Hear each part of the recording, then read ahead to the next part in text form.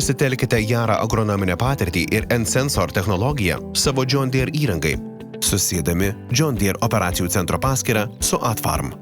Didinkite trąšų naudojimo efektyvumą naudodami kintamus normos žemėlapius ir stebėkite pasėlius nuotoliniu būdu. Susikurkite Atfarm paskyrą. Pradėkite nuo Atfarm paskyros sukūrimo. Jeigu esate konsultantas, ūkininkas arba agronomas, prisiregistruokite prie Atfarm kaip ūkininkas, kad galėtumėte stebėti laukus ir pilnai naudotis programos funkcijomis. Susiekite savo John Deere operacijų centro ir Atfarm paskyras. Norėdami susijęti Atfarm paskyrą su John Deere operacijų centru, spustelėkite mygtuką Prisijungti savo paskyros puslapyje. Tada pasirinkite leidimus organizacijoms, kurias norite pridėti prie Atfarm. Atsidarys naujas langas, kuriame galėsite prisijungti prie John Deere operacijų centro paskyros. Importuoti laukus į Atfarm.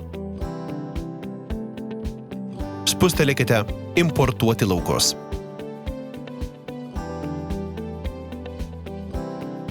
Nauji laukai atsiras Atfarm ir bus pažymėti žyma Importuota iš John Deere operacijų centro, kad būtų lengviau juos rasti. Sukurkite ir belaidžiu būdu eksportuokite kintamos normos azoto tręšimo žemėlapį. Prieš kurdami pirmąjį žemėlapį, pasirinkite kiekvienam importuotam laukui pasėlių tipą. Pasirinkite Keisti pasėlių rūšį ir pasirinkite laukus, kuriuos norite redaguoti.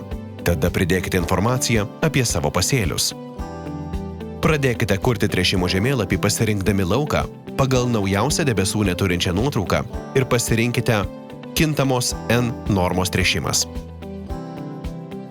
Čia taip pat galite pasirinkti padidinti baltymų kiekį arba suvienodinti augimą savo tręšimo strategijoje, naudodami geriausias Jara lauko bandymų praktikas, pritaikytas jūsų pasėliams, lauko vietai ir derliaus tikslams. Tada įveskite norimo azoto normą ir informaciją apie trąšas, kad sugeneruotumėte unikalų jūsų laukui pritaikytą tręšimo žemėlapį. Tręšimo žemėlapius galite pilnai koreguoti kiekvienam laukui. Keisti normas šoninėme meniu arba parinkti konkrečias tręšimo zonas žemėlapyje naudojant teptuko įrankį. Spauskite John Deere operacijų centro parinktį, kad belaidžiu būdu įkeltumėte savo VRA žemėlapį į darbo planavimo įrankį. Darbo planavimo įrankis atsidarys automatiškai, o jūsų tręšimo žemėlapis bus importuotas kaip iš anksto užpildytas darbo planas. Tada galėsite pradėti tręšti. Papildoma konfigūracija nereikalinga. Sukurkite kelis kintamos azoto normos tręšimo VRA žemėlapius. Atfarm platformoje galite vienu metu sukurti kintamos azoto normos tręšimo žemėlapius visiems savo laukams, kuriuose auginamas tas pats pasėlių tipas. Pirmiausia, atnaujinkite savo laukų ir pasėlių tipą. Meniu spauskite Keisti pasėlių rūšį. Pasirinkite laukus ir įveskite informaciją apie pasėlius. Pradėkite kurti tręšimo žemėlapius, spusteldami Kelių VRA žemėlapių kūrimas ir pasirinkite savo laukus. Pasirinkite tręšimo būdą, trąšų tipą, nurodykite augimo tarpsnį ir spustelėkite Išsaugoti nustatymus. Tręšimo žemėlapiai bus sugeneruoti iš karto pagal šiuos parametrus. Galite lengvai koreguoti azoto tręšimą ir normas kiekvienam laukui atskirai, kad jos atitiktų augalo poreikį. Kai baigsite koregavimus, spustelėkite Eksportuoti VRA žemėlapius ir pasirinkite John Deere operacijų centro funkciją belaidžiam įkėlimui. Visi jūsų tręšimo žemėlapiai sklandžiai eksportuojami į darbo planavimo įrankį kaip nauji iš anksto užpildyti darbo planai. Peržiūrėkite Atfarm žemėlapius lauko analizatoriaus įrankyje. Tarp tręšimo operacijų stebėkite savo laukus lauko analizatoriaus įrankyje naudodami Atfarm. Atfarm azoto įsisavinimo žemėlapis – pirmasis nuotolinis azoto įsisavinimo žemėlapis rinkoje.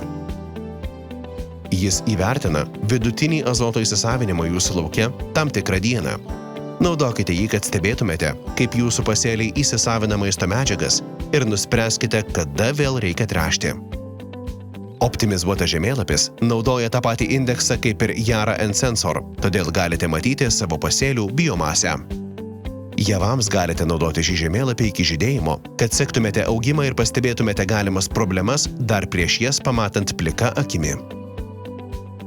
Automatinis biomasės žemėlapio eksportavimas ir prieigos atšaukimas. Prisijungę prie savo paskyrų pasirinkite, kaip dažnai norite, kad AdFarm siųstų biomasės žemėlapius į John Deere operacijų centrą. Šis pasirinkimas lems, kaip dažnai bus atnaujinami jūsų AdFarm žemėlapiai lauko analizatoriaus įrankyje. Žemėlapiai bus automatiškai siunčiami į John Deere operacijų centrą kasdien, kas savaitę arba kas mėnesį. Jei norite išjungti ryšį tarp AdFarm ir John Deere operacijų centro, pasirinkite funkciją "Šalinti ryšį" iš meniu. Norėdami atjungti savo paskyras, taip pat turite atšaukti prieigą ir John Deere operacijų centro paskyroje. Prisijunkite prie AdFarm ir dar šiandien sujunkite savo paskyras.